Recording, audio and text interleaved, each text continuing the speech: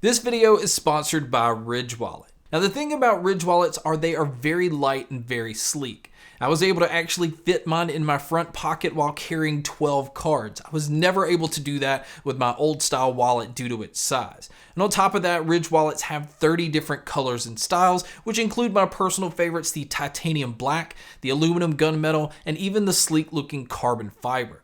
Now these would make an excellent gift for Father's Day, and right now you can actually save 10% by heading over to ridge.com/gameski and just use the code GameSki at checkout. And another huge bonus about Ridge Wallets is they have a lifetime guarantee. And again, I would like to thank Ridge Wallets for sponsoring today's video. Alright guys, so today we're checking out the brand new Sony WF-SP800N. Now I think that Sony is trying to find the sweet spot between the new XB700s and then their very popular WF-1000X M3s. Saying all these model names is completely confusing and I really wish Sony would change this. But today we're going to check out their new SP800N, which is considered to be a sports model, but it is definitely coming in with features that their higher end model has. But let's go ahead and check out some of those features and what it is you get inside the box. Now the first thing is these are available in a few different colors. I know they're available in black. I have the white version and it also comes in blue. Now they do have Bluetooth 5.0 and Sony again is taking the approach of not really saying which Bluetooth codecs these are capable of playing.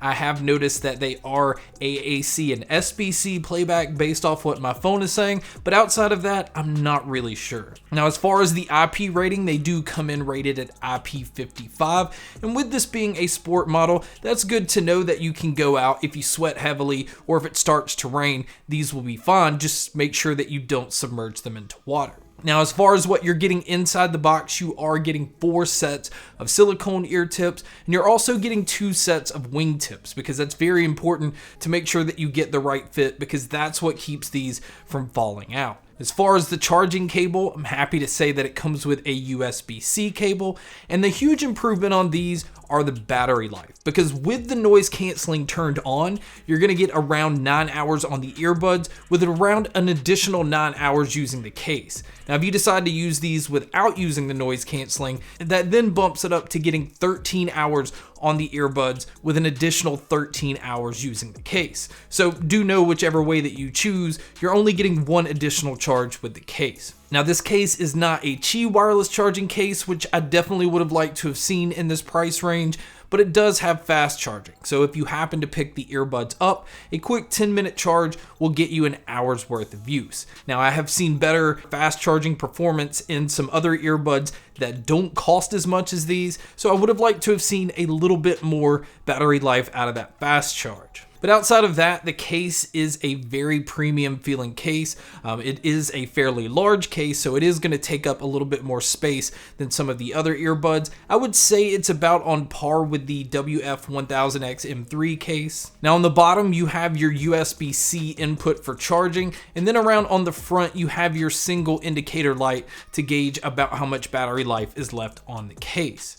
Now moving over to looking at the earbuds, they do resemble the WF-1000X M3s quite a bit because they do stick out about the same as those. So if you are somebody that doesn't like your earbuds sticking out, do know that these are going to do that. Now I did notice that they are extremely comfortable, and once you find the right ear tip mixed with the right wing tip, it's easy to kind of forget that they're in there. Now as far as the controls, they do have touch controls, and they do control everything, but it depends on what you want to sacrifice. And the reason I say that is you're going to have to use Sony's app to be able to get volume control, because out of the box, the left ear has Smart Assistant controls, but you can go within the app and switch it to where you want your volume controls on your left side, but you do have to give up that Smart Assistant control. But the app also allows for a bunch of different features such as ambient mode. You have a bunch of EQ settings to choose from. You have adaptive sound, and then these also are 360 audio supported.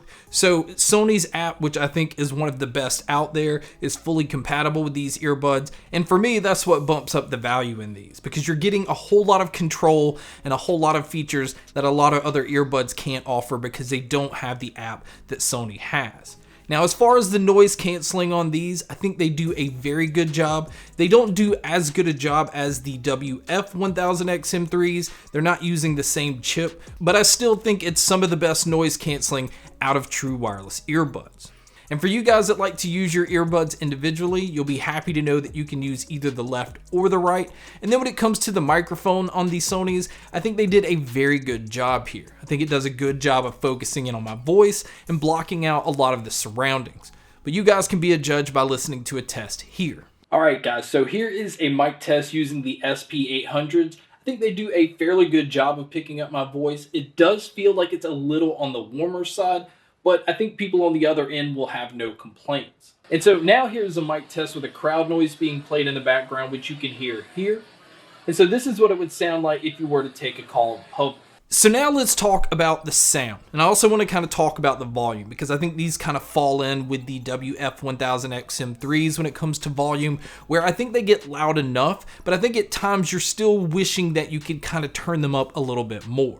Now these are advertised to be in Sony's extra bass lineup, and I can say right out of the box, you can definitely tell. It's a very warm sounding earbud, and without EQing these, in fact, it can kind of sound too warm and too booming. But once you go in Sony's app, you start to play around with the EQ settings, you can fine tune these to sound like some of the best sounding earbuds out there.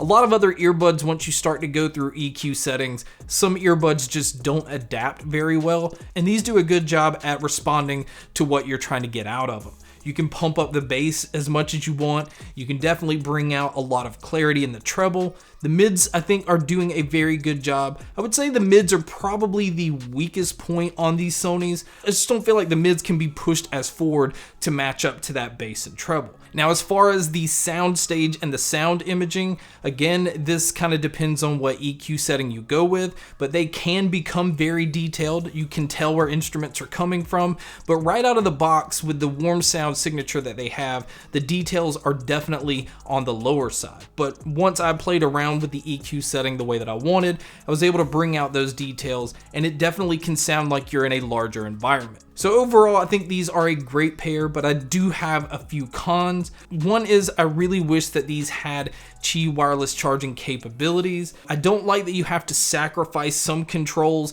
like if you want volume control, you kind of have to drop the Smart Assistant. And then my only other complaint is going to be something that a lot of people have issues with, and that's the size. I think a lot of people are going to think that these are too big.